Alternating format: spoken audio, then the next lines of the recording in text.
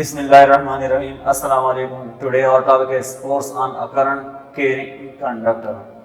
So in this chapter we will discuss it. د ټول نمخ کې همغه څه د الکترومغنیټیزم او د مغنیټیزم خبرې مونږ کړې دي پرون په پریویس لیکچر کې. نن څه دې زم سره چې کله مونږ یو کنډکټر په مغنیټیک فیلډ کې کیدو نو پای باندې څومره فورس لګي، اوس به مونږ څه کوو هغه فورس به سټډي کوو.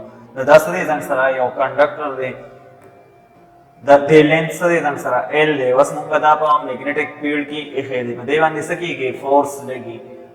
اوس هغه فورس په څو شیزونو باندې څه کوي ډیپینډ کوي. When a current carrying conductor is placed at a right angle to uniform magnetic field, magnetic field of wire and external magnetic field interact result of force.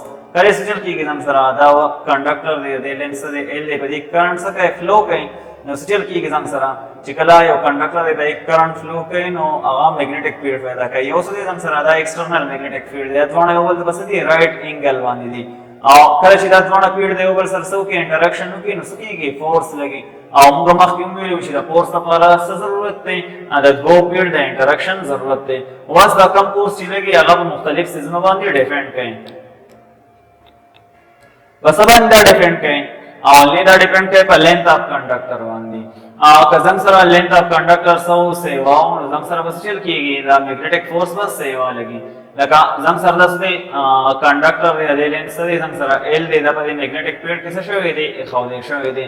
نو اوس دا ډیپینډ کوي په څه باندې په لینث اف کنډکټر باندې. بل دا ډیپینډ کوي په څه باندې کرنٹ باندې چې داس دی زم سره کنډکټر دی په دې کې څه کیږي کرنٹ فلو کوي، نو په دې کنډکټر کرنٹ فلو څه کول سیوا کول دا غي د وجنه وزم سره د کنډکټر د وجنه چې کوم میګنیټیک فیلډ پیدا کیږي هغه به سیوای او مطلب انټراکشن به سیوا راځي. چې انټراکشن سیوا راځي په دې د وجنه په دې کنډکټر په فورس سیوا لګي. دا شانتي دوین مونږ بیا خبره کوو د سام د لینث او چې زم سره د سړي زم سره لینث دی کنډکټر اوس کدا لینث سیوا نو زم سره په دې باندې وسیل کیږي فورس وا سیوا لګي په میګنیټیک فیلډ کې. د څه د وجنه یو ایکسټرنل میګنیټیک فیلډ دی او بل دا کم کنډکټر چې دی د وجنه څه پیدا شوی میګنیټیک فیلډ پیدا شوی دی. نو دا دوه فیلډ سره انټراکشن کوي فورس لګي. کدا لینث سیوا او دا فورس د صحیح زم سره سیوای او میګنیټیک فورس دی ډایرکټلی پروپورشنل دی سره لینث اف د کنډکټر ته.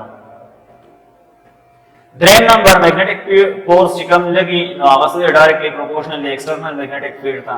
نو کو دا ایکسټرنل میګنیټیک فیلډ مونږه ساغسته او سترونګ واخلو چې کله دا زم سره سترونګ نو په دې باندې به فورس کیږي سیوا لګي. کله دا زم سره ویک نو بیا به کنډکټر په فورس سي کم وي. میګنیټیک فورس از ډایرکټلی پروپورشنل ټو ایکسټرنل میګنیټیک فیلډ.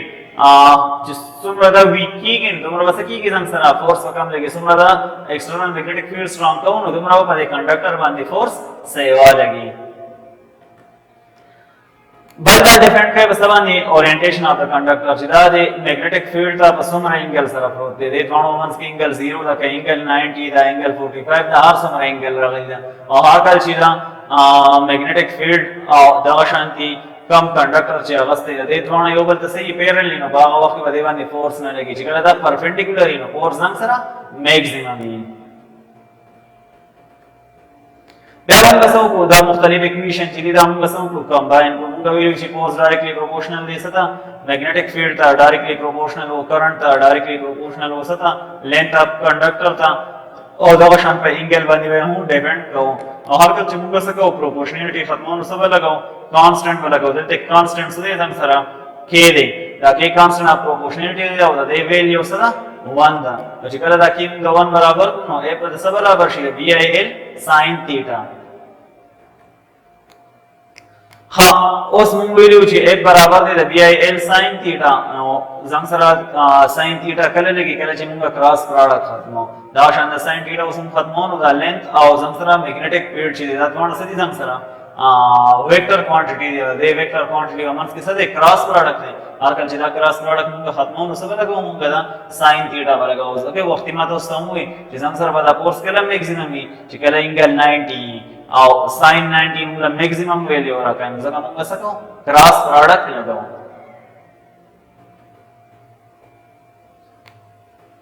دا شانتي کومه څه خبره کوم د فورس خبره کوم په دې باندې څه لګي فورس چې کوم کنډکټر دی پای باندې فورس لګي. فورس هم سره کوم یو کوانټیټي ده ویکټر کوانټیټي ده نو چې څنګه سره دا ویکټر کوانټیټی دی بس یو خاص ډایرکشن وي او ډایرکشن چې کومه فورس ان کرنٹ کیرینګ کنډکټر معلومو نو هغه په سبا باندې معلومو په فلیمنګ لیفت هند رول باندې معلومو دا څنګه سره د فلیمنګ لیفت هند رول دی دا څنګه سره کنډکټر لینث دی دا څنګه سره میګنیټک فیلډ دی څنګه سره ایکسټرنل میګنیټ چې کومه لګوي دي اوس په کنډکټر کې څه کیږي current flow کوي دا current flow دا ډایرکشن چې دی دا په څه باندې اخلو د میډل فینګر باندې دا څنګه سره فور فینګر چې دا تر ډایرکشن اف magnetic field چې څنګه سره magnetic field په دې ډایرکشن کې دی او دا middle finger چې دا د ډایرکشن اف کرنٹ ځکه چې دا کرنٹ څنګه سره په دې ډایرکشن کې دی او ټرم چې دا ټرم موږ د څه ډایرکشن اف فورس وایي اوس دې ته موږ وګورو دا درې وانه یو بل څه دي پرپنډیکولر دي موږ دا چې کله لیفت هند رولز موږ راوالو پای کې موږ څه کوو دا ټرم چې دی دا موږ ډایرکشن اف فورس ہے فور فینگر برابر ڈائریکشن آف میگنیٹک فیلڈ ہے اور میڈل فینگر برابر ڈائریکشن آف کرنٹ ہے بیا سره نن سره یونټ لینو ایس آی یونټ د میگنیټک فیلډ سره ټیسلا دی په دې کې موږ څه خبر وکړه دی خبر وکړه دی موږ میگنیټک انډکشن یا میگنیټک فیلډ وایو دا ایس آی یونټ څه برابر دی ټیسلا برابر دی موږ چې اف برابر او د بی آی ال نو بی برابر شي د اف ډیوایډډ بای آی ال یونټ به څه برابر شي د فورس یونټ نیوټن دی دا کرنٹ یونټ امپیر دی د لینث یونټ میټر دی نیوټن پر امپیر پر میټر دی موږ څه وایو ټیسلا وایو نو پکار چې دا یونټ تاسو کوي یاد وساتئ دینه بیا تاسو په اسانه باندې ډایمنشن معلومولای شئ د میگنیټک فیلډ ډایمنشن به د څه برابر وي ټیسلا موږ څنګه ډیفاین کوو زم سر سدي یو کنډکټر دی دا غي لینث دی 1 میټر دی 1 امپیر په دې کیسه کې فلو کوي نو او څومره فورس په دې باندې لګیدو کنډکټر باندې 1 نیوټن فورس لګیدو نو میگنیټک انډکشن زم سر سدي 1 ټیسلا دی دا شان دی بیا بل یونټ موږ اخلو غاز نو یو ټیسلا چې هغه 10 کی پاور 4 غاز برابر دی دا ټیسلا څه دي څنګه